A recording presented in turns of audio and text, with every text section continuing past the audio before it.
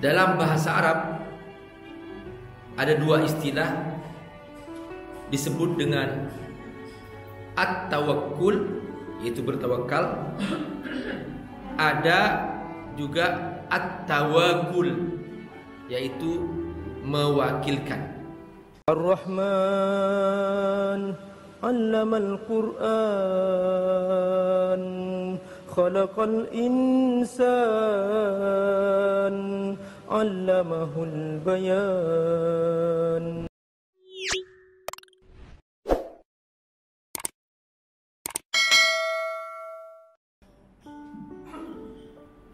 Bismillahirrahmanirrahim. Assalamualaikum warahmatullahi wabarakatuh.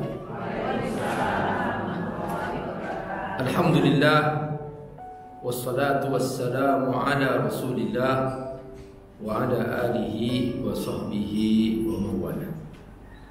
Jemaah sekalian yang Allah muliakan, Majlis Ta'lim Baitul Basir dan Majlis Ta'lim Zawiyah, Judul kita itu menjemput rahmat Allah di Ramadan. Jadi ada kata menjemput, ada kata rahmat, ada kata Ramadan. Saya akan bahas nih satu persatu, karena judul ini pasti ya dari panitia dia memikirkan apa judul yang paling baik, dan bagaimana supaya judul ini bermakna. Hasil dari perenungan yang cukup panjang, maka sangat penting untuk kali ini kita membahas tentang judul ini. Yang pertama, kata menjemput. Menjemput ini artinya ikhtiar, usaha. Berbeda dengan diam. Kalau diam, pasif, tidak ada gerak, kerjanya hanya menunggu. Dalam bahasa Arab ada dua istilah disebut dengan at-tawakkul, yaitu bertawakal. Ada juga at-tawakkul, yaitu mewakilkan. Kalau at-tawakkul ada ikhtiar, ada usaha, ada kerja keras, setelah itu diserahkan kepada Allah Subhanahu wa ta'ala. Jadi dalam kata tawakkul atau tawakal ada perjuangan sebelumnya. Setelah itu diserahkan kepada Allah. Tapi kalau at-tawakkul mewakilkan, maka pasif, tidak ada usaha. Terserah Allah dah, mati dah. Pokoknya aku diam aja dah. Waktunya mati. Suruh makan, gak mau makan. Ya, sekalipun aku makan mati juga. Ya, mending gak makan dah. Jadi tawakul itu mewakilkan. Dulu Khalifah Umar bin Khattab radhiyallahu anhu seringkali mengontrol rakyatnya di pagi hari, karena waktu pagi itu waktu bekerja. Biasanya bagi kaum laki-laki. Kalau kaum perempuan memang oleh Allah tidak pernah diwajibkan mencari nafkah sampai mati. Jadi kaum ibu tuh gak usah khawatir, Bu. Ibu itu gak usah nyari uang ke pasar-pasar. Ibu itu hanya nyari uang di kantong-kantong suami aja.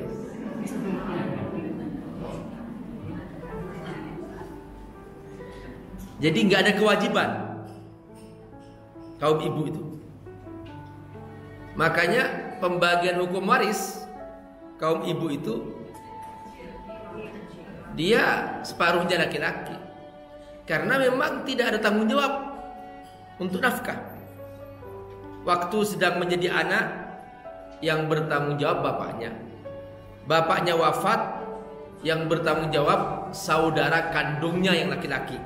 Makanya saudara kandung laki-laki dapat 2 kali lipat daripada perempuan. Kalau ternyata tidak punya saudara kandung laki-laki, dia menikah. Nanti yang bertanggung jawab suaminya. Jadi tidak ada dosa bagi perempuan untuk tidak menjadi nafkah, itu nggak dosa. Yang dosa laki-laki. Makanya Allah sebutkan dalam Al-Quran istilah qawwam. Ar-rijalu qawwamun 'alan nisa. Laki-laki adalah yang bertanggung jawab, yang bekerja, yang pontang-panting bagaimana untuk memberikan nafkah kepada istrinya. Ini suatu kenyataan bahwa kerja menjemput itu satu keharusan. Baik laki-laki maupun perempuan itu wajib menjemput amal soleh. Jangan menunggu amal soleh. Menjemput keberkahan, menjemput rahmat, itu wajib.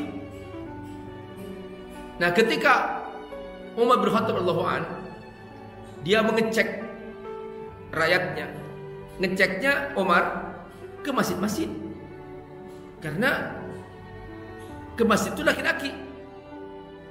Kalau ada laki-laki nggak ke masjid itu berarti dia suruh pakai mukena di rumahnya. Jadi masjid itu memang tempatnya laki-laki. Maka Umar ngeceknya ke masjid pas jam kerja, pas orang ke pasar. Begitu Umar melihat ada sekelompok orang di masjid sedang sholat, sedang zikir, baca Quran, Umar tanya, "Man haula?" Siapakah mereka itu? Kata mereka, "Nahnul mutawakkiluna 'ala Allah." Kami adalah orang-orang yang bertawakal kepada Allah. Langsung Umar menghunus pedangnya dan langsung Umar masuk ke dalam dan Umar membentak. Kalau makna tawakal diartikan seperti ini, semua kalian akan saya potong sekarang leher kalian. Tawakal itu bukan begitu. Tawakal itu ke pasar, kerja, cari nafkah sana. Itu tawakal namanya. Loh, kami kan sujud doa. Bu, ibu punya makanan di depan ibu. Ada sepiring nasi, ada 1 gelas minuman.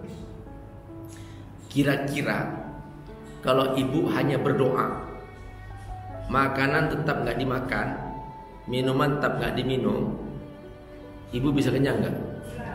Ya enggak. Untuk kenyang aja harus ada usaha.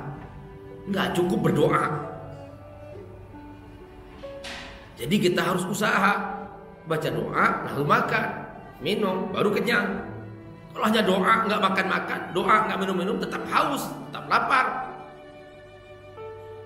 Makanya Umar langsung menegur, karena kalau ini dibiarkan, nanti akan menjadi suatu keyakinan bahwa nggak perlu ada usaha, diem aja, nggak perlu menjemput, nunggu aja, nggak perlu ada kesungguhan. Nah, yang begini ini yang oleh Umar diberantas. Makanya para sahabat itu adalah generasi terbaik, karena mereka memahami syariat ini dengan benar. Apa kata Allah? Wa an laisa lil insani illa ma sa'a.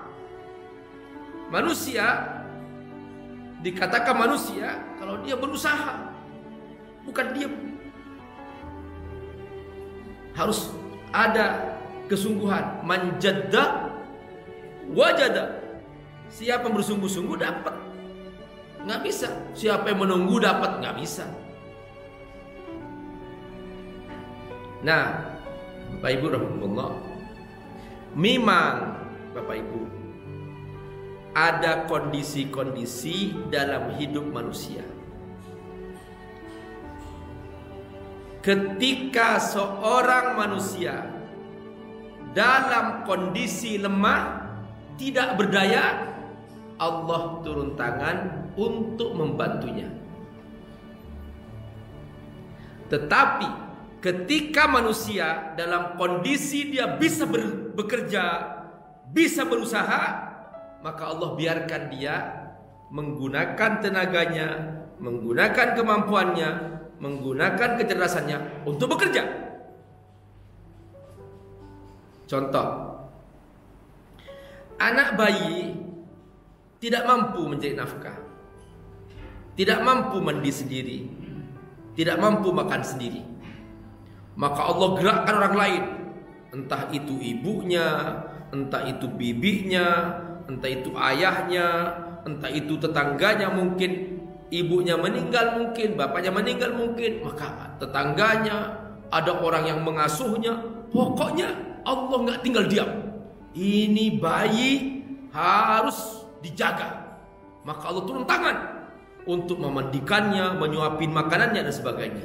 Semakin tidak berdaya makhluk ini, semakin Allah turun tangan untuk membantunya. Setelah itu, anak bayi ini tumbuh menjadi besar. Mulai sudah bisa sekolah. Masih sekolah, belum bisa bekerja. Masih Allah gerakkan orang tuanya, Allah gerakkan kerabatnya untuk membantu dia biaya sekolah. Tetapi begitu dia sudah dewasa dan dia sudah bisa bekerja, sudah orang tua sudah mulai melepas tangan. Semua orang silahkan cari kerja sana. Itu begitu sudah tua, renta, dia sudah tidak mampu lagi berdiri, dia hanya bisa duduk, nggak mampu mandi sendiri, dia harus diantar, digotong ke kamar mandi, ditemanin, dimandiin. Di situ Allah gerakkan lagi orang lain untuk membantunya. Nah, ini pelajaran bahwa dalam urusan kehidupan Allah nggak pernah tinggal diam untuk menjaga makhluknya. Saking sayangnya Allah, makanya Allah menyebutkan dirinya Ar-Rahman Ar-Rahim. Allah Maha Rahman, Maha Pengasih. Allah Maha Rahim, Allah Maha Penyayang. Assalamualaikum warahmatullahi wabarakatuh. Alhamdulillah, wassalatu wassalamu ala Rasulillah wa ala alihi wa sahbihi mawala. Teman-teman rahimakumullah, Abi Amir mengasuh sebuah pesantren, Fat Institute. Pesantren Fat ini ada di Jakarta, ada juga di Sukawangi, Bogor. Mereka rata-rata adalah anak-anak yatim duafa dan mereka belum punya asrama, belum punya masjid, dan juga mereka membutuhkan pembebasan lahan untuk pesantren. Teman-teman, membantu para penghafal Quran adalah menyiapkan mereka punya masa depan yang cerah, dan otomatis kita juga membantu diri kita sendiri. Karena dengan membantu mereka menjadi penghafal Quran, menjadi para ulama, semua kebaikan yang mereka kerjakan, setiap huruf dari Quran yang mereka ulang-ulang, kita semua kebagian pahala. Bukan hanya itu, nanti di alam akhirat, di surga, mereka akan datang menyambut kita dengan mahkota yang indah. Dan kita semua yang berdonasi untuk mereka akan diberi mahkota yang indah di pintu surga, sehingga kita semua bahagia selamanya di akhirat.